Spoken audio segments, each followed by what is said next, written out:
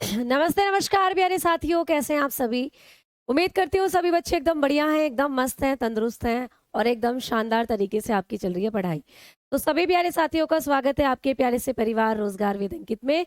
मैं भावना भाटी स्वागत करती हूँ आप सभी बच्चों का आपके प्यारे से परिवार के अंदर। चलिए आ जाइए, क्लास को कर दिया जाए शुरू। तो good morning to all, good morning, good morning, good morning.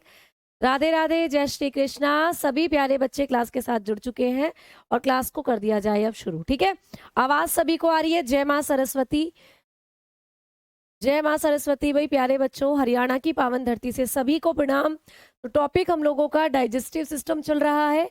आज कोशिश करते हैं सभी इंपॉर्टेंट पॉइंट्स के साथ इस टॉपिक को खत्म करने की कोशिश करेंगे।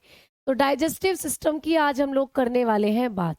पाचन तंत्र ही हम लोगों का टॉपिक चल रहा है और इस सिस्टम के अंदर कल मैंने आपको आपके माउथ वाले पोर्शन को कंप्लीट करा दिया था। कल हमने हमारे मुख वाले हिस्से को अच्छे से पढ़ लिया था। ठीक है, तो आज जो हम लोग बात करने वाले हैं वो बात करेंगे आपके फूड पाइप यानी कि ईसोफेगस के बारे में।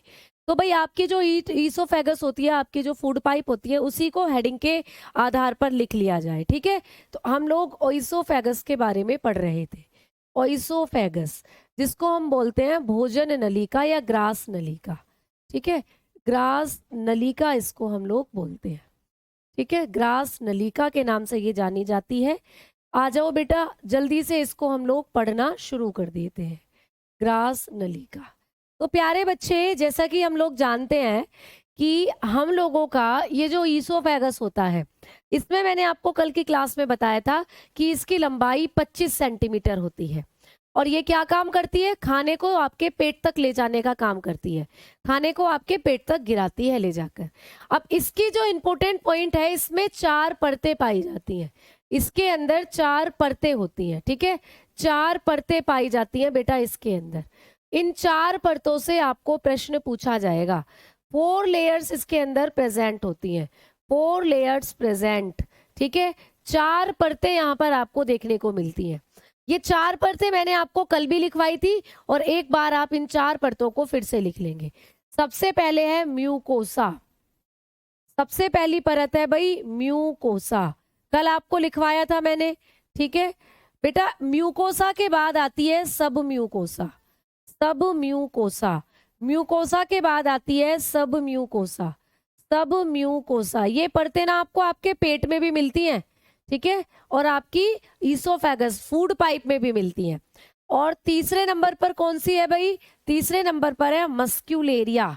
ठीक है, तीसरे नंबर पर है मस्क्यूलेरिस प्रोपिया। मस्क्यूलेरिस प्रोप्रिया। ठीक है, तो इसको हम बोल सकते हैं पेशीय प्रोप्रिया, पेशीय प्रोप्रिया। और चौथे नंबर की जो होती है वो होती है एडवेंटेशिया। ठीक है, एडवेंटेशिया। चौथे नंबर की जो थी वो थी एडवेंटेशिया। एडवेंटेशिया, एशिया। ये प्यारे बच्चे 4 परत पाई जाती हैं आप लोगों की फूड पाइप के अंदर। यहां से ना प्रश्न अब एग्जाम में देखने को मिल रहे हैं। भैया क्लियर है ना, सब चीजें दिखाई दे रही हैं? एएलपी टेक्निकल में कंप्यूटर सिलेबस कितने आएगा बेटा, वो कंप्यूटर वाले सर आपको बता देंगे। ठीक है, आज आप अलग लग रही हो भैया। मैं रोज अपना जो वो है भेष उसको बदलती हूँ, तो मैं तुम्हें रोज नई नई तरीके से दिखाई देती हूँ। चलो समझ में आई ना बातें? सब कुछ सही दिख रहा है ना? लाइट की कोई इशू नहीं है, वो ब्लैक कलर है इसीलिए वहां पे आपको थोड़ी थोड़ी दिखे चीजें ब्लैक ब्लैक दिखती हैं। अब आपको सही से सारी चीजें दिख रही होंगी। तो भाई हम बात कर रहे हैं हमारी ईसोफेगस की, ग्रास नलिका की। ग्रास नलिका के अंदर 4 परतें होती हैं। मान लो ये तुम्हारी ग्रास नलिका है भाई, मान लो ये तुम्हारी फूड पाइप है। एक परत ये हो गई इस तरीके से, ये कलर विजिबल है। ठीक है, एक परत जो हो गई ये हो गई इस तरीके से ऐसे, और एक परत जो है ये हो गई इस तरीके से, इस तरीके से ऐसे, और भैया एक परत हो गई कुछ ऐसे। तो ऐसे करके 4 परतें होती हैं आपकी फूड पाइप के अंदर, 4 लेयर। इनमें से सबसे आंतरिक लेयर कौन सी होती है, सबसे अंदर की लेयर कौन सी होती है, ये पूछ ले तो म्यूकोसा सबसे आंतरिक लेयर होती है। ये सबसे आंतरिक परत है बेटा। तो ये भी आपको प्रश्न आता है कि सबसे इनर लेयर किसको कहते हैं। तो सबसे इनर लेयर होती है म्यूकोसा, ठीक है। और एडवेंटेशिया जो होती है ये सबसे बाहर की परत होती है, ये सबसे बाह्य परत होती है। तो सबसे बाह्य परत कौन सी होती है आप लोग बताकर चलेंगे, एडवेंटेशिया। सबसे बाहर की परत होती है एडवेंटेशिया, ठीक है। समझ में आ गई। हाँ, ये कल 4 पॉइंट मैंने आपको पढ़ाए थे, ठीक है भाई। चलो आ जाओ, अब हम आगे बात कर रहे हैं। तो सबसे अंदर की परत हो गई आपकी ये म्यूकोसा, और सबसे बाहर की परत हो गई एडवेंटेशिया। इस तरीके से परतें, 4 परतें आपकी भोजन नलिका को बनाती है। अब ये जो म्यूकोसा है ना, इसके बारे में 2-4 पॉइंट और आप लोग लिख लेना। ये जो म्यूकोसा होता है, म्यूकोसा जो परत है बेटा, इस म्यूकोसा परत के बारे में एक पॉइंट ये है कि ये डायरेक्टली, यानी कि ये सीधे ही पाचक खाना जो होता है उसके कांटेक्ट में आती है। तो ये कहाँ आती है बेटा, direct contact with digestive food, तो जो खाना पचा हुआ होता है ना, उस खाने के डायरेक्ट कांटेक्ट में आती है ये वाली परत, जो म्यूकोसा परत होती है। तो लिख लेना, सीधे पचे भोजन के संपर्क में आती है ये, पचे भोजन के संपर्क की परत, ठीक है, के संपर्क वाली परत। तो ये प्रश्न आ सकता है आपको कि हमारे जीआई ट्रैक के अंदर, जीआई ट्रैक होता है बेटा आपका गैस्ट्रोइंटेस्टाइनल ट्रैक, यानी कि ऐसा रास्ता जहां से खाना गुजर रहा है, या ऐसा रास्ता जो पाचन की प्रक्रिया में आपको हेल्पफुल हो रहा है। तो खाना पचाने के क्रम के अंदर कौन सी ऐसी परत है जो सीधे ही पचे हुए भोजन के कांटेक्ट में आती है? तो आप बताकर चलना, ये होती है बेटा म्यूकोसा, ठीक है। तो डायरेक्ट कनेक्ट होती है डाइजेस्टिव फूड के साथ। कलर विजिबल है ना, दिख रहा है, मुझे भी सामने दिख रहा है। चलो आ जाओ, आगे बात करते हैं अब हम लोग। अब कई बच्चे बोल रहे हैं मैम ब्लैक स्क्रीन यूज करो, तुम्हारे तो रोज रोज नए नए बातें आती हैं, ठीक है। आ जाओ, एक और पॉइंट क्या है तो प्यारे बच्चे, सराउंडेड बाय ल्यूमिन। ये सराउंडेड होती है ल्यूमिन से, ये भी आपको पूछा जाता है एग्जाम के अंदर, तो लिख लेना surrounds by lumen. Ma'am lumen क्या होता है अभी बताऊंगी, पहले लिख लो। तो लिखना भाई, ल्यूमन से घिरी होती है, ल्यूमन से घिरी परत है ये, ल्यूमन से घिरी परत। तो ये भी एग्जाम में आता है कि कौन सी ऐसी परत है जो ल्यूमन द्वारा घिरी होती है। अच्छा मैम, ल्यूमन क्या होता है? ये ल्यूमन क्या है? तो बेटा जब भी हम खाना खाते हैं या हमारे शरीर के अंदर नलिका नुमा जो संरचनाएं होती हैं, उन नलिका नुमा संरचना का सबसे अंदर का जो भाग होता है उसको कहते हैं ल्यूमन। मान लो ये कोई हमारे शरीर के अंदर नलिका है, ये कोई हमारे शरीर के अंदर क्या है, नलिकाएं बनी हुई हैं, ऐसे ये नलिकाएं बनी हुई हैं। इन नलिकाओं के अंदर ये जो सबसे अंदर वाला भाग दिख रहा है, ये है बेटा ल्यूमन, जिसको मैंने पिंक कलर से बनाया हुआ है, तो इसी को कहते हैं ल्यूमन। तो जहां पर हमारे शरीर के अंदर जो नलिका नुमा संरचनाएं होती हैं, उनके अंदर का जो खाली जगह होती है उसी को कहते हैं ल्यूमन। तो ये जो आपकी म्यूकोसा है ना, मान लो ये आपकी सांस, ये भोजन नलिका है, तो भोजन नलिका सबसे अंदर वाला भाग होता है म्यूकोसा, तो ये म्यूकोसा है बेटा, ये म्यूकोसा है, ठीक है। अब इस म्यूकोसा के अंदर ही आपको खाली जगह यहाँ पर देखने को मिलेगी, तो इस खाली जगह को ही हम कहते हैं ल्यूमेन। ये खाली जगह ही है प्यारे बच्चे ल्यूमेन। तो कभी भी आपको एग्जाम में प्रश्न आए, नया सा नाम देखने को मिले कि ल्यूमन किस परत से संबंधित है, या ल्यूमन द्वारा घिरी हुई परत का नाम क्या है, तो ल्यूमन द्वारा घिरी हुई परत का नाम होता है म्यूकोसा, ठीक है। आ जाओ, तो इतनी बात भी आपको समझ में आ गई। बस शब्दों का सारा खेल है बेटा, ये शब्द ही आपको पेपर में क्वेश्चन को हार्ड बनाते हैं और ये शब्द ही आपको इजी बनाते हैं पेपर में। तो अगर आपने शब्द पढ़े हुए हैं तो आपको इजी लगेगा, अगर आपने कभी ये शब्द नहीं पढ़े तो आपको डिफिकल्ट लगेंगी फिर चीजें। तो ये जो पॉइंट मैं म्यूकोसा के बारे में लिख रही हूँ, ये आपको एग्जाम में बनकर आ सकते हैं। लास्ट पॉइंट क्या है बेटा, एक और परत होती है सिरोसा। तो सिरोसा नहीं पाई जाती, यहां पर सिरोसा नहीं पाई जाती, या ऐसे समझ लीजिएगा कि आपकी जो ईसोफेगस है, फूड नलिका, उसमें जो पांचवी परत है ना सिरोसा, ये नहीं पाई जाती है। तो ये भी पूछा जा सकता है कि इनमें से कौन सी परत हमारी भोजन नलिका में नहीं होती है। तो भैया ये 4 परत जो मैंने लिखवाई थी, ये चारों परत तो तुम्हारी भोजन नलिका में होती है बेटा, लेकिन इन चारों में से 3 यहाँ पे दे दे और चौथा ऑप्शन बनाकर दे दे सिरोसा, चौथा ऑप्शन बनाकर दे दे सिरोसा। तो याद रखना कि सिरोसा जो परत होती है ये हमारी फूड पाइप में नहीं होती है, ये हमारी भोजन नलिका में नहीं पाई जाती। तो 5वीं परत जो है सिरोसा, ये हमारी भोजन नलिका के अंदर नहीं पाई जाती है, इस बात को भी याद रखना। बातें अब समझ में आई? जल्दी से बताओ, ठीक है? चलो बहुत बढ़िया बेटा मुनेश, बहुत बहुत शुक्रिया। चलो जिसको पढ़ते हुए नींद आती है वो जाकर सो जाओ, अपनी चद्दर टांग कर, पंखा चलाकर मजे से सो, खराटे लो। चलो आओ आगे बात करें अब। तो ये 3 पॉइंट क्लियर, ये तीनों पॉइंट आपको एग्जाम में बनकर आ सकते हैं, तो तीनों को एक बार अच्छे से पढ़ लीजिएगा, रिवाइज कर लीजिएगा। आ जाओ भाई, अब बात करेंगे आप लोगों के स्टमक की। तो पाचन वाली प्रक्रिया में हेडिंग डालोगे गैस्ट्रस, हेडिंग डालेंगे गैस्ट्रिक, गैस्ट्रिक, गैस्ट्रिक को बोलते हैं भाई अमाशय, अमाशय यानी कि जिसको आप नॉर्मल लैंग्वेज में अपना पेट भी बोलते हो। तो भाई अब हमने मुंह के बारे में सब कुछ पढ़ लिया, दांत पढ़ लिए, जीभ पढ़ ली, लार पढ़ ली, हमने हमारी फूड पाइप के बारे में सब कुछ पढ़ लिया। फूड पाइप ने खाना ले जाकर गिर दिया पेट में, अब बारी आती है पेट की अमाशय की। तो प्यारे बच्चे सबसे पहले बात करेंगे कि अमाशय की शेप कैसी होती है, अमाशय का आकार कैसा होता है। तो अमाशय जे के आकार की संरचना है, जे जैसे अंग्रेजी में कैपिटल जे बनाते हैं ना हम, वैसा दिखता है भाई तुम्हारा पेट जो होता है, ठीक है। और हमारा जो पेट है ये आपके शरीर के अंदर क्या करता है, जो आपका खाना है आपके मुख से खाना आपकी ईसोफेगस के द्वारा ही पेट में जाकर गिरेगा। अब एक प्रश्न आता है कि अमाशय में भोजन किस गति के द्वारा जाकर गिरता है।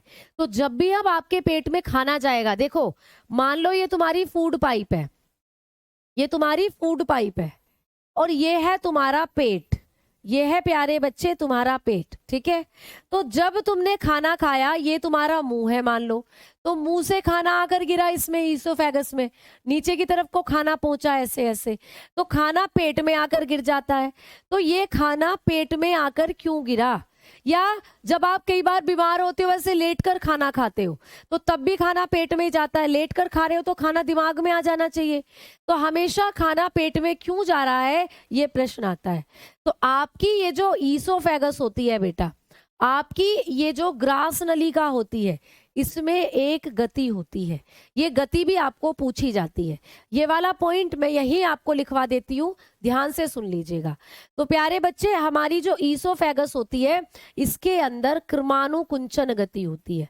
कैसी गति? क्रमानुकुंचन गति होती है इसके अंदर, क्रमानुकुंचन गति होती है इसके अंदर, ठीक है, गति होती है। यानी क्रमानुकुंचन को बोलते हैं पेरिस्टाल्सिस मूवमेंट।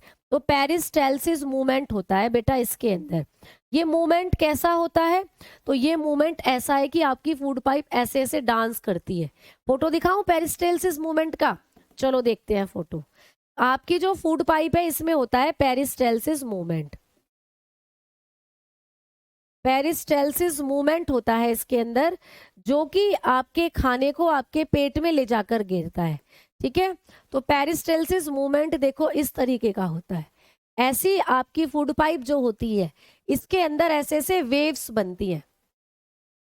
देखो ये आपकी जो फूड पाइप है इसमें ऐसे ऐसे वेव्स बनती हैं, ये ऐसे ऐसे मटकती है और खाना तुम्हारे पेट में नीचे को खिसकता चला जाता है। ये खाना है तो खाना यहाँ आया, फिर यहाँ खिसकेगा, फिर यहाँ, और इसके नीचे पेट होता है, पेट में जाकर खाना गिर जाता है। तो ये भी आपको पूछा जाता है कि किस गति के कारण खाना पेट में जाकर गिरता है। तो क्रमानुकुंचन गति के कारण ही जो भोजन होता है वो हमारे पेट में जाकर गिरता है। और क्रमानुकुंचन गति कहाँ होती है? हमारी फूड पाइप में होती है, और यही गति हमारे पेट में भी होती है, और यही गति हमारी आंतों में भी होती है। तो हमारे शरीर में 3 जगह क्रमानुकुंचन गति होती है, हमारी फूड पाइप में, हमारे पेट में और हमारी आंतों में। क्यों होती है? क्योंकि भैया मुंह से खाना इस ईसोफेगस के द्वारा पेट में गया, तो ईसोफेगस ने खाने को पेट में ले जाकर गिर दिया।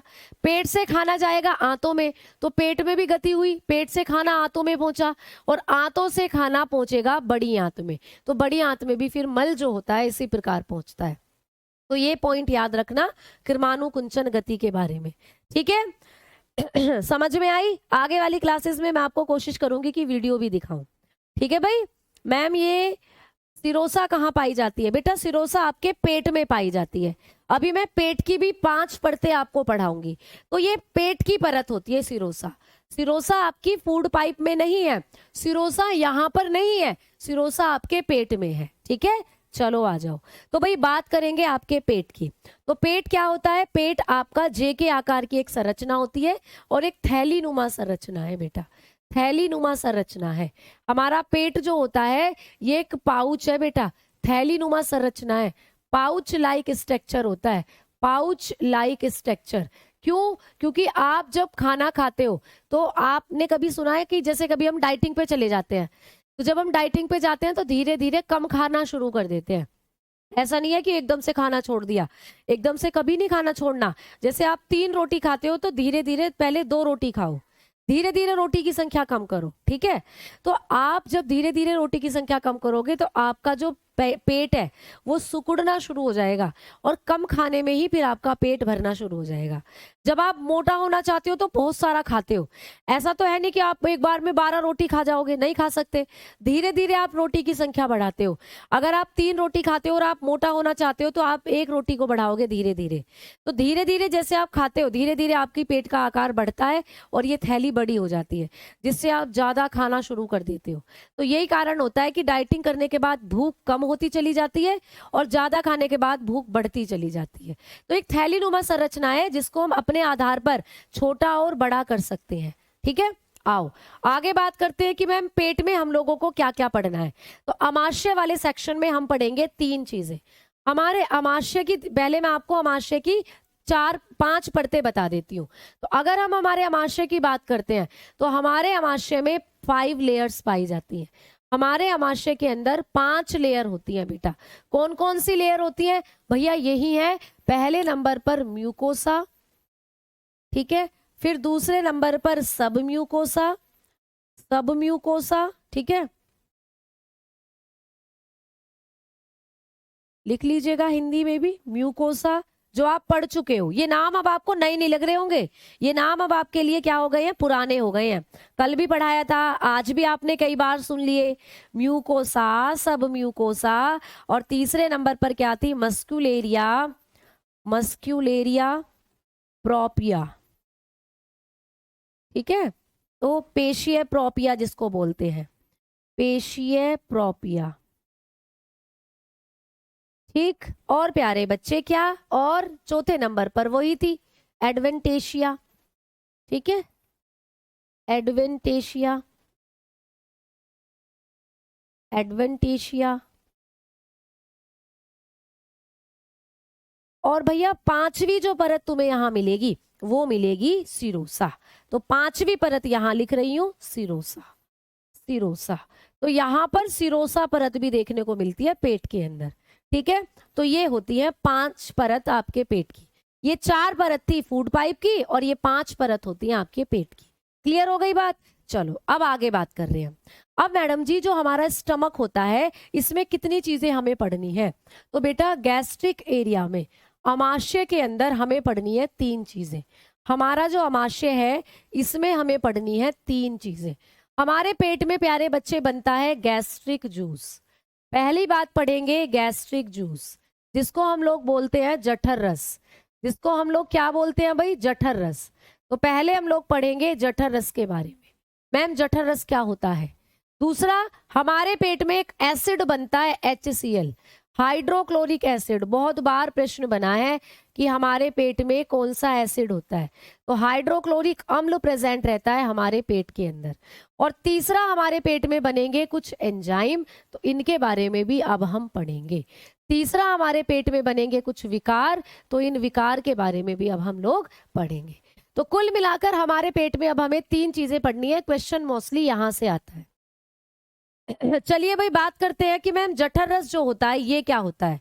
तो बेटा जो आप लोग पानी पीते हो वो पानी है, ये इसी पानी में HCl आकर मिल जाता है और इसी पानी में ये एंजाइम आकर मिल जाते हैं।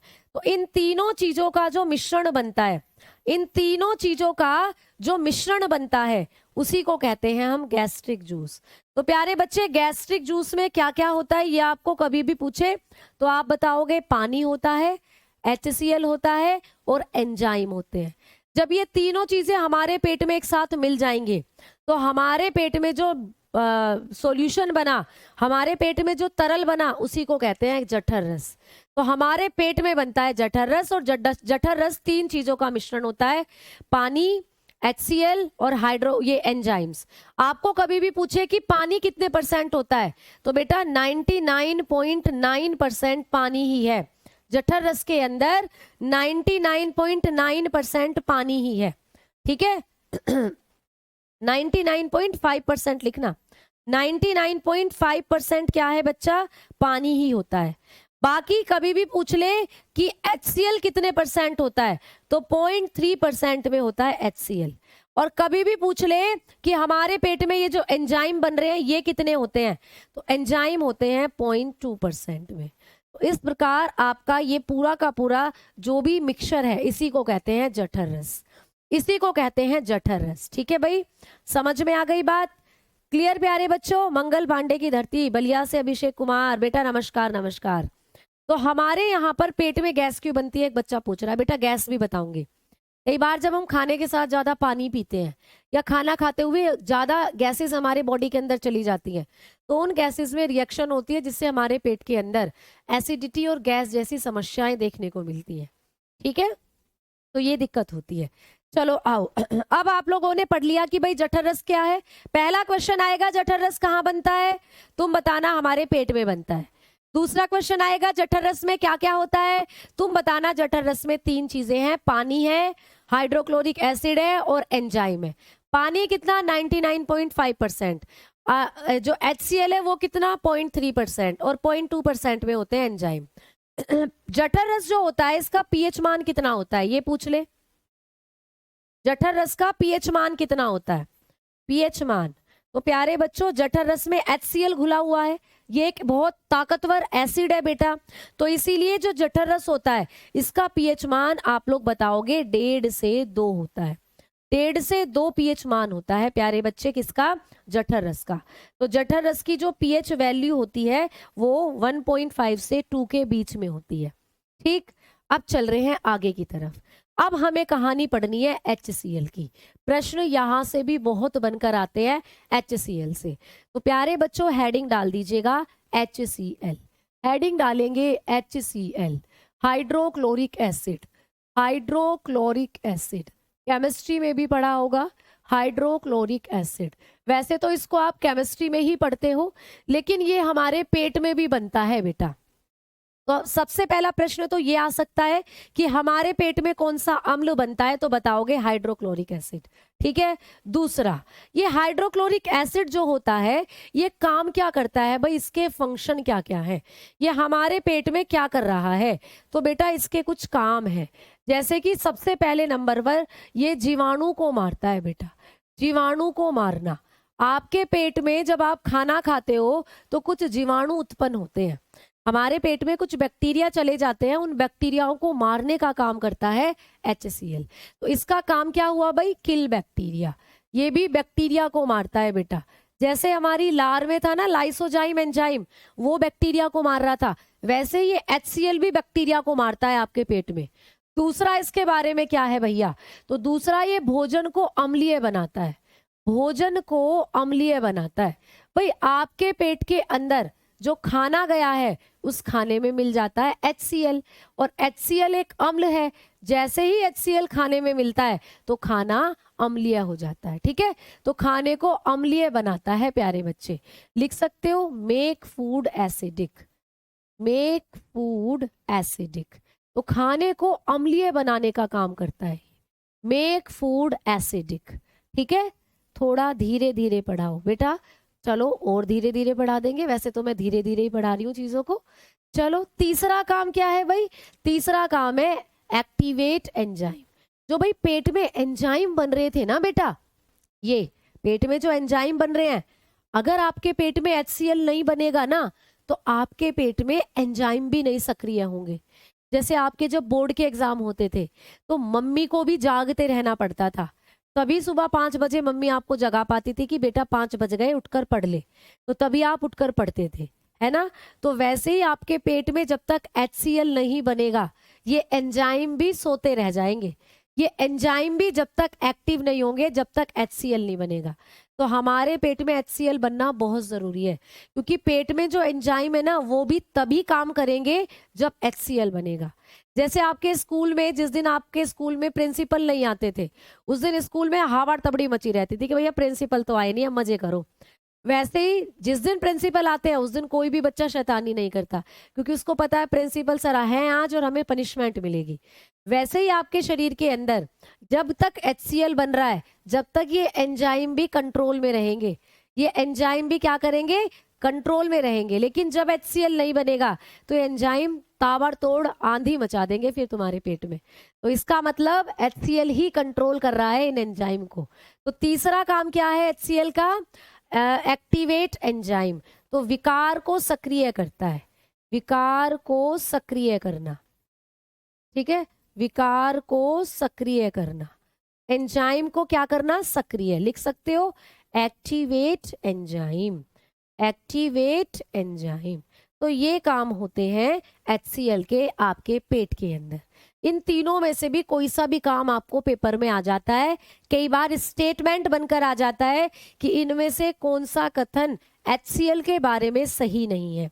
तो बेटा ये तीनों सही हैं, चौथा कुछ और बनाकर दे देगा, वो HCl का काम नहीं है। ठीक है, चलो अब एक और नया प्रश्न एग्जाम में देखने को मिलता है कि हमारे पेट के अंदर वो कौन सी कोशिकाएं हैं जो HCl बनाती हैं, कौन सी कोशिकाएं हमारे पेट में हाइड्रोक्लोरिक एसिड बनाती हैं। तो बेटा याद रख लेना पैरेटल कोशिकाएं, ठीक है, याद रखोगे parietal cell, parietal cell produced HCl in stomach या इन गैस्ट्रिक। तो हमारे पेट के अंदर पैरेटल सेल होती हैं जो कि HCl का उत्पादन करती हैं। तो हमारे आमाशय में कौन सी कोशिकाएं HCl का उत्पादन करती हैं, ऐसे प्रश्न आएगा। तो आंसर लगाकर आना पैरेटल सेल, ठीक है। तो लिख लीजिएगा पैरेटल कोशिकाएं, पैरेटल कोशिकाएं आमाशय में, पैरेटल कोशिकाएं आमाशय में HCl का उत्पादन करती हैं, ठीक है। यानी HCl बनाने का काम कौन सी कोशिकाएं करती हैं, तो आप लोग बताओगे पैरेटल कोशिकाएं, ठीक है। समझ में आ गई बात। तो पैरेटल कोशिकाएं आपके पेट के अंदर पाई जाने वाली कोशिकाएं हैं, यही हमारे पेट में HCl का उत्पादन करती हैं, ठीक है। समझ में आ गई बात। अब कई बार क्या होता है कि ये पैरेटल कोशिकाएं हमारे पेट में HCl बहुत ज्यादा बनाने लग जाती हैं। भाई बहुत ज्यादा भी नहीं बनाना HCl हमें, फिर आपको खट्टी डकारें आने लगेंगी, एसिडिटी जलन सी होने लग जाती है। तो ये कब होता है, तो जब आप ज्यादा मसाले वाले, ज्यादा चने तले भुने, ज्यादा चटपटी चीजें खा लेते हो तो पैरेटल कोशिकाओं से HCl ज्यादा निकलना शुरू हो जाता है। जब पैरेटल कोशिकाएं HCl को ज्यादा निकालेंगी तो आपको एसिडिटी होने लग जाती है। तो कई बार हमारे पेट में HCl अगर ज्यादा हो जाएगा, अगर हमारे पेट में HCl अधिक निकलना शुरू हो गया, अगर हमारे पेट में HCl मोर अमाउंट में बनना शुरू हो गया तो हमें होती है बेटा एसिडिटी। फिर हमें क्या दिक्कत हो जाती है, एसिडिटी हो जाती है। फिर हमें अम्लीयता हो जाती है, अम्लीयता यानी तेजाब बोलते हो ना नॉर्मल लैंग्वेज में कि तेजाब बन गया मुझे, तो खट्टी डकारें आने लग जाती हैं, खट्टी डकारें, ठीक है। वॉइस मिसमैच हो रही है, पहले हिंदी में लिखा करो, ठीक है प्यारे बच्चे, पहले हिंदी में लिख देंगे, ठीक। तो भैया एसिडिटी अम्लीयता होने लग जाती है। फिर आप डॉक्टर के पास जाते हो, डॉक्टर आपको देता है एक दवा, तो डॉक्टर आपको दवा देगा, उस दवा का क्या नाम होता है, तो डॉक्टर आपको मेडिसिन देता है बेटा, तो उस मेडिसिन का नाम क्या है? उस दवा को कहते हैं हम एंटाएसिड। क्या कहते हैं? एंटाएसिड। इस दवा का नाम है प्रति अम्ल, प्रति अम्ल कारक। इन दवाई को कहते हैं प्रति अम्ल कारक। तो ये भी प्रश्न आता है कि हमारे शरीर में हाइड्रोक्लोरिक एसिड जब अधिक हो जाता है तो हमें डॉक्टर कुछ दवाइयां देते हैं। इन दवाइयों को क्या कहते हैं? इन दवाइयों को कहा जाता है एंटाएसिड, प्रति अम्ल कारक कहा जाता है। अब ये एंटाएसिड क्या क्या हो सकते हैं? जैसे कि आप इनो पीते हो बेटा, इनो। एंटाएसिड में कौन कौन सी दवाइयां आ सकती हैं? तो बेटा इनो पीते हो ना आप लोग, इनो हो गया। आप डाइजीन लेते हो, डाइजीन की दवाइयां हो गई। आपने कई बार सुना होगा इन दवाइयों के बारे में, ठीक है। इनो हो गया, डाइजीन हो गई, मैग्नीशियम हाइड्रोक्साइड हो गया बेटा, मैग्नीशियम हाइड्रोक्साइड, एल्यूमिनियम हाइड्रोक्साइड हो गया बेटा। तो ये सब दवाइयां आपको दी जाती हैं एसिडिटी होने पर, खट्टी डकारे आने पर, ठीक है। चलो, तो ये सारी चीजें भी आपने पढ़ ली कि जब HCl ज्यादा हो जाएगा तो हमारे शरीर में क्या होगा? एसिडिटी बनेगी। एसिडिटी बनेगी तो आप ये सारी दवाइयां फिर खाओगे। अब एक और प्रश्न आता है कि हमारा जो पेट होता है, मान लीजिए ये आप लोगों का पेट है, मान क्या लीजिए है ये आपका पेट। ऐसा नहीं लग रहा जैसे कैपिटल J बना हुआ हो अंग्रेजी में? ये तुम्हारा पेट है। अब इस पेट में देखो ये बन रहा है HCl, दिख रहा है ना, ये हरा हरा सा, ये आपके पेट में HCl बन रहा है। अब मैंने बताया HCl तो एक अम्ल है भैया, अम्ल है, एक एसिड है, बहुत ताकतवर एसिड है। इसको आप तेजाब समझ लो एक तरीके का। अगर आपकी स्किन पर तेजाब गिर जाता है तो आपकी स्किन जल जाती है। वही पेट तो अंदर से बहुत मुलायम है और पेट में बन रहा है तेजाब। अब ये एसिड बन रहा है HCl, तो ये HCl पेट को क्यों नहीं जला रहा है? हमारा पेट क्यों नहीं जल रहा अंदर से? हमारी खाल तो जल जाती है तेजाब डलने से, लेकिन हमारा पेट क्यों नहीं जल रहा है? तो प्यारे बच्चे, आपके पेट के अंदर ये जो HCl बन रहा है ना, ये आपके पेट को क्यों नहीं जला पा रहा? क्योंकि आपके पेट के चारों तरफ एक झिल्ली है। आपके पेट के चारों तरफ एक झिल्ली है। मान लो ये तुम्हारा पेट है और ये है तुम्हारे पेट के चारों तरफ एक झिल्ली। तो हमारा पेट एक झिल्ली से सुरक्षित रहता है। हमारे पेट के चारों तरफ एक झिल्ली है। इसको ऐसा समझो कि भाई बारिश पड़ रही है और तुम बारिश में बाहर खड़े हुए हो, लेकिन तुम भीग ही नहीं रहे क्योंकि तुमने रेनकोट पहना हुआ है। तुम रेनकोट पहनकर खड़े हो, बारिश पड़ रही है और तुम पर तुम्हारे कपड़े भीग ही नहीं रहे, क्योंकि रेनकोट जो है वो बारिश को तुम्हारे कपड़ों तक जाने ही नहीं दे रहा है। वैसे ही तुम्हारे पेट में जो HCl बन रहा है, ये HCl तुम्हारे पेट की दीवारों तक पहुंच ही नहीं रहा है, क्योंकि आपकी पेट की दीवारों ने भी एक रेनकोट पहना हुआ है। इस रेनकोट का नाम क्या है? तो प्यारे बच्चे, आपके पेट के चारों तरफ एक झिल्ली है। इस झिल्ली को बोलते हैं म्यूकस मेम्ब्रेन। इस झिल्ली को बोलते हैं म्यूकस मेम्ब्रेन। क्या बोलते हैं? श्लेष्मा की परत। क्या कहा जाता है हिंदी में? श्लेष्मा की परत। इसको कहते हैं हम श्लेष्मा की परत। तो एग्जाम में क्वेश्चन आएगा कि हमारे पेट में HCl पाया जाता है जो हमारे पेट को जला नहीं सकता, ऐसा किसके कारण होता है? तो हमारे पेट को HCl क्यों नहीं जला पा रहा? क्योंकि हमारे पेट के चारों तरफ एक झिल्ली है। इस झिल्ली का नाम है म्यूकस मेम्ब्रेन, या हिंदी में कहते हैं श्लेष्मा की परत। तो ये श्लेष्मा की परत क्या करती है? ये अम्ल के प्रभाव से पेट को सुरक्षा देती है। तो इसका काम भी आप लिख सकते हो। तो लिख सकते हो यह अम्ल के प्रभाव से, अम्ल के प्रभाव से, अम्ल के प्रभाव से अमाशय को सुरक्षा देती है। अमाशय को, अमाशय को सुरक्षा प्रदान करती है। ये एग्जाम में प्रश्न बना हुआ है कि कौन सी परत अम्ल के प्रभाव से अमाशय को सुरक्षा प्रदान करती है? तो आप लोग बताओगे श्लेष्मा की परत, या म्यूकस मेम्ब्रेन जो होती है ये अम्ल के प्रभाव से हमारे पेट को बचाती है। ठीक है, मैं इंग्लिश में ऊपर लिख रही हूँ। It protect, it protect, it protect stomach, it protect stomach from the effect of, from the effect of acid, from the effect of acid. तो एसिड के इफेक्ट से हमारे पेट को बचाने का काम कौन सी परत करती है? आंसर करके आना श्लेष्मा की परत, या इंग्लिश वाले करके आना म्यूकस मेम्ब्रेन। बात समझ में आई ना? हाँ। अब कई बार ये झिल्ली टूट जाती है जब हम ज्यादा चटपटा खाएंगे भैया, मान ही नहीं रहे हैं हम, हमारे एसिडिटी बन गई है, फिर भी हम छोले भटूरे और भैया तली भुनी चीजें चटपटे मसाले खा रहे हैं, तो ये झिल्ली धीरे धीरे टूटने लग जाती है। अब जैसे ये झिल्ली धीरे धीरे टूटी तो अब आपको एसिडिटी होने लग जाएगी, फिर आपके पेट की दीवारों को ये HCl जलाना शुरू कर देगा और आपके पेट की दीवारों पर या आपके पेट में पड़ जाएंगे छोटे छोटे छाले ऐसे ऐसे, और फिर भी आप बाज नहीं आ रहे हो तो ये छाले जो होंगे, ये छाले ब्लिस्टर आपके पेट में हो जाएंगे ब्लिस्टर।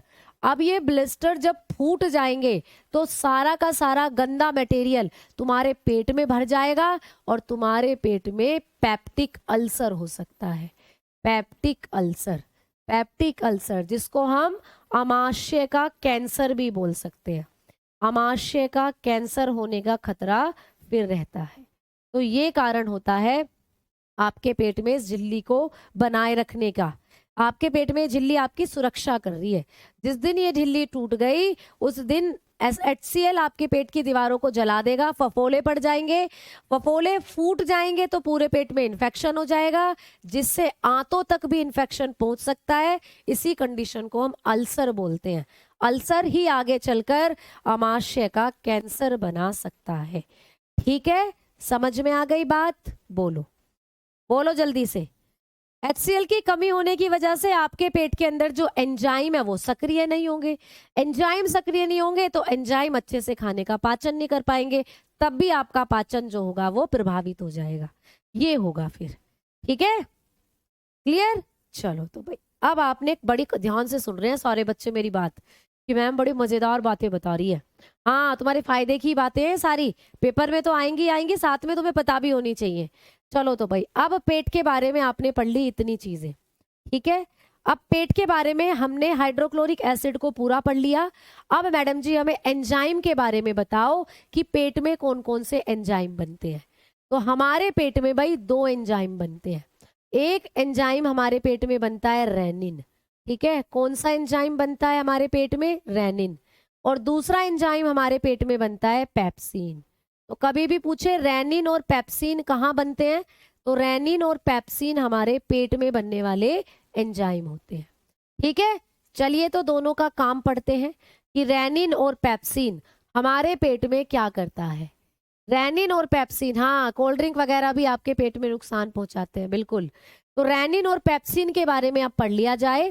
पेट के अंदर जो एंजाइम होते हैं, स्टमक एंजाइम जो होते हैं, हमारे स्टमक में जो एंजाइम बनते हैं, बच्चे बोलते हैं पहले हिंदी में लिखा करो, बट बेटा मेरा जो हाथ है ना वो इंग्लिश में ही चलता है। पहले आमाशय के एंजाइम, आमाशय के विकार, आमाशय में कौन कौन से विकार बनते हैं भाई, तो आप लोग बताकर चलोगे कि हमारे पेट में बनते हैं 2 एंजाइम। हमारे पेट में 2 एंजाइम बनते हैं, एक है रेनिन, रेनिन, ठीक है रेनिन, और दूसरा होता है भाई पेप्सिन। पेप्सी से पेप्सिन याद कर लेना और भैया रेना से रेनिन याद कर लेना। पेप्सिन, ठीक है, तो पेप्सी से पेप्सिन याद कर लो, रेना से रेनिन याद कर लो। रेना बीती जाए, गाना तो तुमने सुना होगा, हाय रे रेना बीती जाए। तो रेना से रेनिन और पैसे पेप्सिन। अब आ जाओ रेनिन क्या करता है बेटा। रेनिन को बोलते हैं मिल्क डाइजेस्टिव एंजाइम। इसको हम मिल्क डाइजेस्टिव एंजाइम के नाम से जानते हैं। मिल्क डाइजेस्टिव एंजाइम इसको कहा जाता है, यानी कि बेटा दूध का पाचन करने वाला एंजाइम, दूध का पाचन करने वाला एंजाइम। ठीक है, दूध को पचाने वाला एंजाइम इसको हम बोलते हैं। ठीक है, तो दूध को पचाने वाला एंजाइम होता है रेनिन जो होता है। प्रश्न आएगा कि पेट में वो कौन सा एंजाइम है जो दूध का पाचन करता है, आप बता देना रेनिन। बच्चा रेनिन को हम चाइल्ड एंजाइम के नाम से भी जानते हैं। इसको हम चाइल्ड एंजाइम भी कहते हैं क्योंकि ये बच्चों में ज्यादा बनता है। इसे हम बच्चों का एंजाइम भी कहते हैं। बच्चों का एंजाइम भी इसी को कहा जाता है। तो कभी भी पूछ ले कि बच्चों का एंजाइम किसे कहते हैं, तो रेनिन को ही कहते हैं बच्चों का एंजाइम। क्योंकि भाई बच्चे दूध ज्यादा पीते हैं और ये दूध को ही पचाता है, और बच्चों में ज्यादा होता है, बच्चे तभी तो दूध को पचा लेते हैं अच्छे तरीके से, क्योंकि उनमें रेनिन काम करता है। तो इसीलिए रेनिन जो होता है ये बच्चों का एंजाइम या फिर दूध को पचाने वाला एंजाइम। ये क्या काम करता है रेनिन? तो बेटा ये रेनिन जो होता है दूध में जो प्रोटीन पाई जाती है उसको पचाता है ये। तो ये दूध की प्रोटीन को पचाता है। तो कैसे पचाता है? अगर हम दूध की बात करते हैं, अगर हम दूध की बात करते हैं तो दूध में एक प्रोटीन पाई जाती है। दूध के अंदर एक प्रोटीन पाई जाती है बेटा। दूध में एक प्रोटीन होती है, इस प्रोटीन का नाम है कैसीन। तो दूध में कौन सी प्रोटीन होती है आप बताओगे? कैसीन। दूध में पाई जाती है कैसीन प्रोटीन, ठीक है। अब ये रेनिन क्या करता है? दूध में जो कैसीन प्रोटीन होती है ना, इसको चेंज कर देता है किसमें? पैरा कैसीन में। तो दूध की कैसीन प्रोटीन को ये चेंज कर देगा पैरा कैसीन में, पैरा कैसीन में बेटा, ठीक है। तो दूध की कैसीन प्रोटीन को पैरा कैसीन में चेंज कर देगा, ये पैरा कैसीन में चेंज कर देगा, ठीक है। और पैरा कैसीन को भी लास्ट में किस में चेंज कर देगा? तो पैरा कैसीन भी लास्ट में चेंज हो जाएगी कैसीनोजन में, कैसीनोजन में, कैसीनोजन, ठीक है। तो जब दूध की कैसीन प्रोटीन कैसीनोजन में चेंज हो जाए तो समझो दूध पूरा का पूरा पच गया। जब दूध की कैसीन प्रोटीन कैसीनोजन में चेंज हो जाए तो समझो दूध पूरा पच गया। तो यही दूध को पचाने का काम करता है रेनिन। अब तुमने छोटे बच्चे देखे होंगे कई बार, जब छोटे बच्चे दूध पीते हैं तो थोड़ी देर बाद वो दही जैसा पदार्थ निकाल देते हैं, उल्टी सी करते हैं, दही फटाफटा दूध सा निकलता है, तो वो होता है पैरा कैसीन। तो पैरा कैसीन क्या है? दही जैसा पदार्थ। जो बच्चे दही जैसा पदार्थ निकालते हैं ना, वो होता है para casein. Curd like material, जो छोटे बच्चे उल्टी कर देते हैं और एक दही जैसा पदार्थ निकालते हैं।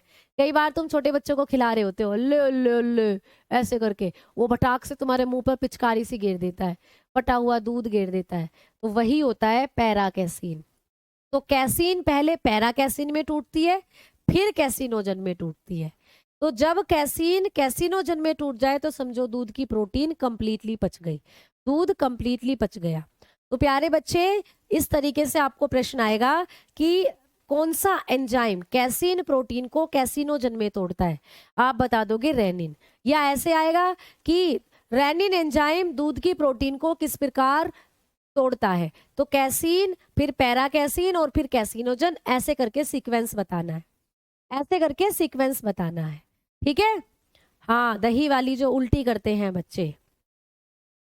एक बच्चा पूछा है वॉमिटिंग किस कारण होती है? बेटा वॉमिटिंग में जो आपके पेट के अंदर गति चलती है ना, ऐसे पेरिस्टेल्सिस गति जो बताई थी, आपका दिमाग आपके बॉडी को इंट्रैक्शन भेजता है कि ये गति उल्टी हो जाए, ऐसे ऊपर को आने लगता है फिर ये मूवमेंट। तो पेट में जितना खाना रखा है वो सब तुम्हारे मुंह के रास्ते बाहर। तो आपको आपके ब्रेन ही ये सब चीजें जो है वो कराता है। जब भी आपकी बॉडी के अंदर हो रहे जो एंजाइम्स हैं वो ऊपर नीचे होंगे तो आपका ब्रेन आपकी ईसोफेगस को क्या करेगा? उल्टे इंट्रैक्शन देगा और जो मूवमेंट है वो उल्टा होगा और खाना बाहर निकल जाता है। ये होता है उल्टी वगैरह का कारण, ठीक है। मैम कैसीन क्या है? बेटा कैसीन दूध में पाई जाने वाली प्रोटीन है। तो दूध के अंदर एक प्रोटीन होती है, इस प्रोटीन का नाम है कैसीन। जब हम दूध पीते हैं तो ये कैसीन कैसीनोजन में कन्वर्ट होनी चाहिए। तो कैसीन कैसीनोजन में टूट जाती है जब हम दूध को पचा लेते हैं। तो ये काम करता है हमारे अंदर रेनिन, ठीक है। समझ में आ गई? चलो बहुत बहुत धन्यवाद भाई, बहुत बहुत शुक्रिया। रामेश्वर जी बहुत बहुत शुक्रिया बेटा, बहुत बहुत धन्यवाद। चलो है ना, अभी तो भैया मेरी कोई बुक नहीं है, भविष्य में दुआएं करो कि आए, ठीक। चलो आ जाओ, अब हम आगे बात करते हैं पेप्सिन के बारे में कि मैम ये जो पेप्सिन होता है ये क्या करता है। तो देखो एक गाना मैं तुम्हें छोटा सा बताती हूँ, तुमने गाना सुना होगा, पे पे पे पे पे पे पे पे पे। तो भैया पे पे पे पे पे पे, पैसे पेट, पैसे पेप्सिन, पैसे प्रोटीन, पैसे क्या बनता है प्यारे बच्चे? पेप्टोन। तो ये पे पे पे पे पे पे सब तुम्हारे पेट में चलेगा। तुम्हारे पेट में बनता है पेप्सिन। पेप्सिन प्रोटीन का पाचन करता है और प्रोटीन को तोड़ देता है पेप्टोन में। ये पूरी कहानी तुम्हें पेट में याद करनी है, पे पे पे पे पे। तो आ जाओ बात करते हैं पेप्सिन की। पेप्सिन, ठीक है, बात करेंगे पेप्सिन की। तो हमारे पेट में जो दूसरा एंजाइम पाया जाता है वो है पेप्सिन। पेप्सिन किसका पाचन करता है बेटा? देखो, दूध में जो प्रोटीन थी वो तो पचा दी रेनिन ने, ठीक है। और एक क्वेश्चन और आता है, हमारे पेट में दो ऐसे पेय पदार्थ हैं जिनका पाचन पेट में ही हो जाता है। दूध को पचाने के लिए कभी भी आंतों की जरूरत नहीं है। तो दूध जो हमारा पचता है वो पेट में ही पच जाता है। कौन पचा देता है? रेनिन पचा देता है। और भैया शराब, अल्कोहल, वो भी हमारे पेट में ही पच जाती है। लेकिन उसके जो विषैले पदार्थ है शराब के, वो तुम्हारे लीवर में जमा हो जाते हैं जाकर। इसीलिए शराब पीने से लीवर खराब हो जाता है। ठीक है। तो भैया कभी भी पूछे कि दूध का पूर्ण पाचन कहाँ होता है, तो दूध का पूर्ण पाचन हमारे पेट में ही हो जाता है। और दूध का पूर्ण पाचन हमारे पेट में होता है और शराब का भी हमारे पेट में ही हो जाता है। ठीक है। तो ये दो पेय पदार्थ पेट में ही पच जाते हैं। अब बारी आती है पेप्सिन की। तो पेप्सिन पचाता है प्रोटीन को। अब कौन सी प्रोटीन को? जो आप दूसरी प्रोटीन खाते हो। तो ये भी प्रोटीन का पाचन करता है बेटा। भाई आपने दाल खाई, आपने अंडा खाया, आपने सोयाबीन खाई, इन सब में भी तो प्रोटीन होती है। आपने बादाम खाए, आपने प्रोटीन की दूसरी चीजें खाई, उनको पचाने का काम, उनके अंदर जो प्रोटीन है उसको पचाने का काम करता है पेप्सिन। तो रेनिन ने तो दूध की प्रोटीन को पचाया, बाकी दूसरी प्रोटीन जो है उनको पचाने का काम करता है पेप्सिन। ठीक है। तो पेप्सिन भी प्रोटीन का पाचन करता है। पेप्सिन का काम क्या होता है? Protein digestion. प्रोटीन डाइजेशन करता है ये। ठीक, चलो अब मैडम जी ये बताएं कि ये जो पेप्सिन है ये प्रोटीन को किस में कन्वर्ट कर देता है? तो बेटा ये प्रोटीन का डाइजेशन कर देता है पेप्टोन में। प्रोटीन को पेप्टोन्स में तोड़ देता है, पेप्टोन्स में तोड़ देता है।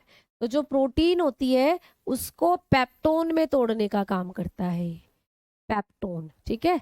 तो प्रोटीन बड़े अणु हैं जो आप खाते हो और पेप्टोन होते हैं छोटे अणु। ठीक है। तो प्रोटीन के बड़े अणुओं को छोटे अणुओं में तोड़ देता है ये जो पेप्सिन होता है। तो पेप्सिन के बारे में इतना याद करना है। तो पेप्सिन पेट में बनता है, प्रोटीन को पेप्टोन में तोड़ देता है। तो पे पे पे पे की कहानी पूरी चल रही है। ठीक है, समझ में आ गई? क्लियर? चलो आ जाओ, अब आगे बात करते हैं। तो पेट की कहानी भी भाई खत्म। अब एक चीज और आपको पढ़ानी है कि आपका जो पेट होता है, आपका जो पेट होता है, इसमें जो आपका खाना रखा हुआ होता है, मान लो ये तुम्हारा खाना रखा हुआ है पेट में, तो पेट में जो भोजन रखा हुआ होता है ना, इस भोजन को, जो ऐसा खाना जो तुम्हारे पेट में है, इसको हम किस नाम से जानते हैं? तो आपके पेट में जो खाना रखा हुआ होता है ना, उसको हम काइम कहते हैं बेटा। क्या कहते हैं? काइम। तो हमारे पेट में जो खाना रखा हुआ होता है उसको हम काइम कहते हैं। तो पेट में रखे हुए भोजन को काइम कहा जाता है। ये भी पूछा जा सकता है कि ऐसा खाना जो आपके पेट में रखा हुआ है उसको क्या कहते हैं? उसको कहते हैं हम काइम। क्या कहते हैं बच्चा? काइम कहते हैं। और आपके पेट में जो छोटे छोटे, आपने कभी सुना है पेट में कीड़े होते हैं? तो आपके पेट के अंदर जो परजीवी होते हैं, परजीवी, जो आपके पेट में छोटे छोटे कीड़े हैं, परजीवी खाते हैं बेटा इसी को। तो कई बार आपने सुना है ना कि हमारे शरीर, जैसे कि एक बच्चा है, उसकी मम्मी बोलती है ये तो सारे दिन भर खाता है, इसके पेट में तो कीड़े हैं। वो तो बहुत भूख लगती है, खाता है और फिर थोड़ी देर में भूख लगने लग जाती है इसको। तो आपके पेट में होते हैं कुछ छोटे छोटे परजीवी। तो जब आप खाना खाते हो ना, आपके इसी काइम को ये परजीवी खा जाते हैं। तो आपके तो शरीर में वो खाना लगा ही नहीं, उसको तो सारे को चट कर गई है परजीवी, तो आपको तो फिर भूख लगने लग जाती है। तो पेट में जो कीड़े होते हैं वो इसी काइम को खाते हैं। ठीक है, वो इसी काइम को खाते हैं। हाँ, सुरेश रैना के नाम से याद कर लेना, रेनिन। चलो अब आगे बात कर रहे हैं हम लोग। तो इतनी कहानी तो आप लोगों को समझ में आ रही होगी। अब आ जाओ, पेट के बाद हम लोग हेडिंग डालेंगे लीवर। तो पेट के बारे में इतना पढ़ लेना।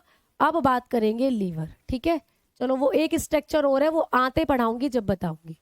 लीवर, अब हेडिंग आएगी लीवर की। तो भाई लीवर जो होता है, लीवर के अध्ययन को क्या कहा जाता है?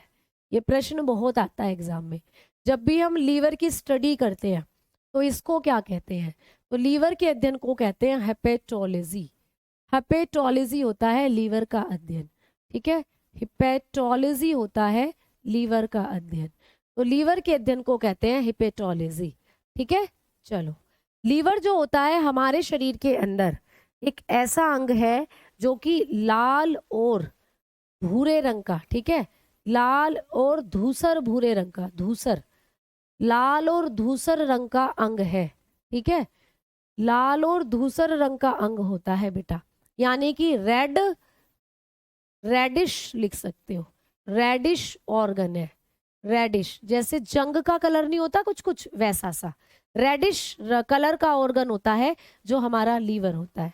अगर हम लीवर के वजन की बात करते हैं, वेट, कि हमारे शरीर में जो लीवर होता है इसका वजन कितना होता है, तो बताओगे 1.3 से 1 पॉइंट, या ऐसे लिख लीजिएगा 1.3 से 2 किलोग्राम के आसपास हमारा जो लीवर होता है उसका वजन होता है, ठीक है। तो 1.3 से 2 किलो तक का हो सकता है हमारा लीवर, ठीक। चलो आगे बात करें तो लीवर जो होता है ये क्या करता है मैडम? तो लीवर, मैंने आपको पहले ही बताया कि आपकी जो आहार नाल होती है उसका भाग नहीं है लीवर, लेकिन जो लीवर होता है हमारा ये पाचन में महत्वपूर्ण भूमिका निभाता है, ठीक है। एक पॉइंट लिख लेना, भोजन कभी भी लीवर में नहीं जाता बेटा, भोजन कभी यकृत में नहीं जाता, यकृत में नहीं जाता। तो हम जो खाना खाते हैं ना, वो खाना कभी भी आपके लीवर में नहीं जाएगा।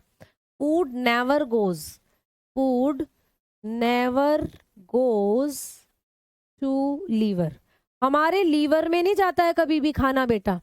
खाना मैंने बताया ना, मुंह में रहेगा, मुंह से पेट में आएगा, पेट से आपकी छोटी आंत में जाएगा, सिर्फ ये जगह है खाने को जाने की। बीच में लीवर भी पड़ता है, लीवर में कभी नहीं जाता। चलो तुम्हें लीवर दिखाया जाए, हमारा लीवर कैसा होता है, हमारा लीवर कैसा होता है, लीवर दिखाते हैं तुम लोगों को। आपके शरीर में दाईं साइड होता है लीवर, तो ये भी आपको पूछा जाता है कि लीवर की एग्जैक्ट पोजीशन क्या होती है हमारी बॉडी के अंदर। तो लीवर जो होता है हमारी बॉडी के अंदर हमारे दाईं साइड होता है, लेफ्ट साइड में, ठीक है। लेफ्ट नहीं, राइट साइड में, लेफ्ट बोल रही हूँ, राइट साइड में होता है। तो देखो ये तुम्हारा पेट है बेटा, ये जो तुम्हें दिख रहा है ये तुम्हारा पेट है, ये है तुम्हारा पेट जिसके बारे में हम अभी अभी पढ़ चुके हैं।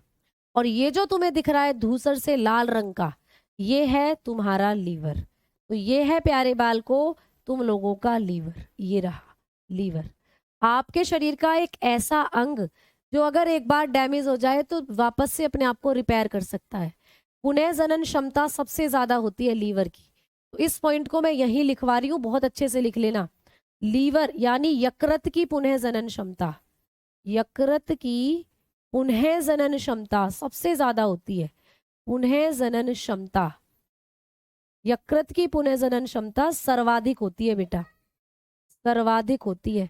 हमारा लीवर अगर एक बार डैमेज हो गया ना, तो हमारे लीवर के पास वो कैपेसिटी है कि दोबारा से हमारा लीवर पूरा बन जाए। तो मोस्ट रीजनरेशन पावर होती है, most regeneration, most regeneration power होती है हमारी लीवर की। मैं एक बार बोलना चाहूंगी, जो बच्चा पीडीएफ बनाता है इन फैक्ट्स को भी लिखता चले, ठीक है। और अगर पॉसिबल हो पीडीएफ में इस तरीके के डायग्राम्स बनाना, तो बच्चा वो भी आप जरूर बना दे, ठीक है। चलो, तो हमारे लीवर की मोस्ट रीजनरेशन पावर होती है, लीवर सबसे ज्यादा अपने आप को रिपेयर करने की क्षमता रखता है, ठीक है। तो लीवर के बारे में हो गई ये इतनी चीजें। अब लीवर जो होता है हम लोगों का, इसके बारे में मैम और क्या पढ़ना है? तो लीवर क्या क्या बनाता है, पाचन में लीवर की क्या महत्वपूर्ण भूमिका है? तो लीवर बनाता है बेटा बाइल जूस, हमारा लीवर निकालता है बाइल जूस। लीवर पित्तरस बनाता है बेटा, पित्तरस बनाता है लीवर। तो लीवर क्या बनाता है? पित्तरस। तुमने कई एग्जाम में प्रश्न देखा होगा कि पित्तरस बनाने का कार्य किसका होता है, तो हमारा लीवर ही बनाता है पित्तरस बाइल जूस। तो बाइल जूस को बनाने का काम किसका होता है? लीवर का। हाँ, राइट साइड क्यों नहीं होना चाहिए, सोना चाहिए बेटा। अगर हम राइट साइड की तरफ को सोते हैं तो लीवर पर प्रेशर पड़ता है, इसलिए। ठीक है, चलो अगर आपको लीवर की पोजीशन पूछ ले तो यही लिखवा देती हूँ। पोजीशन क्या होती है लीवर की, स्थान क्या होता है, तो ये हमारे शरीर में राइट साइड होता है बेटा, राइट साइड। तो हमारी बॉडी के अंदर राइट साइड होता है, यानी कि दाहिनी ओर होता है, दाहिनी ओर। लीवर हमारे पेट के दाहिनी ओर होता है। ठीक है, जैसे कि इस फोटो को मैं आपको दिखाऊं, इस फोटो को देखो, ये फोटो तुम्हें दिख रही है, तो ये तुम्हारा पेट है, ये रहा, ये तुम्हारा पेट है, और पेट के इधर की तरफ राइट साइड, ये राइट साइड है, तो ये है तुम लोगों का लीवर, ये है हमारा लीवर। ठीक है, तो लीवर हमारा राइट साइड होता है। और लीवर में विशेष प्रकार की कोशिकाएं होती हैं, कफ्फर सेल, कुफ्फर कोशिकाएं पाई जाती हैं लीवर में, ये पॉइंट भी याद रखना, कुफ्फर कोशिकाएं पाई जाती हैं। ये प्रश्न भी बहुत आता है कि कुफ्फर कोशिकाएं कहाँ पाई जाती हैं, तो कुफ्फर कोशिकाएं जो होती हैं ये हमारे लीवर में पाई जाती हैं। तो लीवर में पाई जाती है कुफ्फर सेल, कुफ्फर कोशिकाएं हमारे लीवर में पाई जाती हैं, जो लीवर को सुरक्षा प्रदान करती हैं। यही कोशिकाएं लीवर को सुरक्षा देती हैं बेटा, लीवर को इन्फेक्शन से बचाती हैं, प्रोटेक्शन देती है हमारे लीवर को। तो जो हमारा लीवर होता है इसके अंदर कुफ्फर कोशिकाएं पाई जाती हैं, जो हमारे लीवर को इन्फेक्शन से बचाने का काम करती हैं। ठीक है, लेफ्ट साइड नहीं बेटा, राइट साइड ही होता है हमारा लीवर। ठीक है, समझ में आ गई बात। चलो अब आगे बात कर रहे हैं। तो ये छोटे छोटे पॉइंट्स हैं, कई बार एग्जाम में पेपर में आ जाते हैं आपको। तो ये सारी चीजें अब हमने पढ़ी। तो लीवर के बारे में और इंटरेस्टिंग फैक्ट्स क्या क्या बन सकते हैं, तो वो मैंने आपको सारा बताया। अब हम लोग बात करेंगे बाइल जूस के बारे में। बाइल जूस, तो भाई लीवर बनाता है बाइल जूस। क्या आपको पता है कि हमारे शरीर में अब हम दूसरा जूस पढ़ रहे हैं? मैंने एक रस आपको पहले ही पढ़ा दिया है। जल्दी से बताना, जल्दी सारे बच्चे, कि कौन से रस के बारे में हम लोग पहले ही पढ़ चुके हैं। जो पाचन है बेटा, आपके पेट में 2 से 3 घंटे तक रखा रहता है खाना, फिर वो खाना खिसक जाता है तुम्हारी छोटी आंत की तरफ। ठीक है, छोटी आंत की तरफ। हाँ, बाइल जूस का क्या काम है, अब सारे फैक्ट हम बाइल जूस के बारे में ही पढ़ेंगे। तो पहले मुझे बताओ, मैं आपको आपके शरीर में बनने वाला दूसरा जूस बता रही हूँ। पहला जूस हम कहाँ पढ़ चुके हैं? पहला जूस तुम्हारे पेट में बन चुका था, जठर रस, गैस्ट्रिक जूस। गैस्ट्रिक जूस जिसमें HCl मिला हुआ था, तो वो जूस हमने पढ़ लिया। अब दूसरा जूस बन रहा है आपके शरीर में, जो कि पित्तरस है। इसको कौन बनाता है? आपका लीवर। और ये जो पित्तरस होता है, इसको आपको पूछेगा कि इसका अमाउंट कितना होता है, ये कितना बनाता है हमारा लीवर, इसकी मात्रा कितनी होती है, तो आप बताना 1 से 1.5 कप। ठीक है, 1 से 1.5 कप या लगभग 600 ml डेली बनाता है हमारा जो लीवर होता है हमारे बॉडी के अंदर बाइल जूस। 1 से 1.5 कप बाइल जूस डेली बनता है हमारी बॉडी के अंदर। ठीक है, इसका पीएच मान कितना होता है, इसकी पीएच वैल्यू, इसका पीएच मान कितना होता है, तो आप लोग बताकर चलना। इसकी पीएच वैल्यू होती है 7 से 8.6 के बीच में, यानी कि ये होता है क्षारीय नेचर का, एल्केलाइन होता है ये। भैया पेट में तो बन रहा था एसिड, पेट में तो HCl बन रहा था, लेकिन अब आपके लीवर से जो रस निकल रहा है उसमें वो है क्षारीय प्रकृति का, वो है एल्केलाइन नेचर का। ठीक है, आगे हम लोग बात करेंगे कि मैम इसका रंग कैसा होता है। तो कलर की बात करते हैं, तो इसका कलर होता है पीला हरा, इसका कलर होता है पीला हरा। क्यों होता है पीला हरा, इस कहानी को हम कल की क्लास में करेंगे शुरू। ठीक है, हाँ जी, इस कहानी को हम करेंगे कल की क्लास में शुरू। श्रीकेश वर्मा जी, ठीक है भाई, कल की क्लास में ये सारी चीजें हम करेंगे शुरू। क्लियर? खाना खाकर आपको नहीं सोना चाहिए, आपको थोड़ा टहलना चाहिए। ठीक है, चलो, तो कल की क्लास में करेंगे ये सारी बातें। 7 से 8.6 के बीच में आप इसका पीएच मान बताकर चल सकते हो। ठीक है बेटा, कई बार 7 से 8 भी लिखा हुआ होता है, वो भी ठीक हो जाएगा। तो ऑप्शन के अकॉर्डिंगली चलना है आपको। कई बार 7 से 8 होता है सीधा सीधा, कई बार 7 से 8.6 भी लिखा हुआ होता है। ठीक है, चलो। तो खाने को डाइजेस्ट होने में कम से कम मिनिमम 4 घंटे लगते हैं, तभी हमें कुछ खाने के लिए 4 घंटों का गैप होना चाहिए बीच में। जैसे सुबह नाश्ता करा, उसके 4 घंटे बाद हम लोग लंच करेंगे, फिर उसके 4 घंटे बाद शाम का कुछ हल्का फुल्का, फिर उसके 4 घंटे बाद हम डिनर करेंगे, ऐसे करके। चलो तो भाई कल की क्लास में पढ़ते हैं बाकी की चीजें। धन्यवाद, बाय बाय, टाटा, टेक केयर।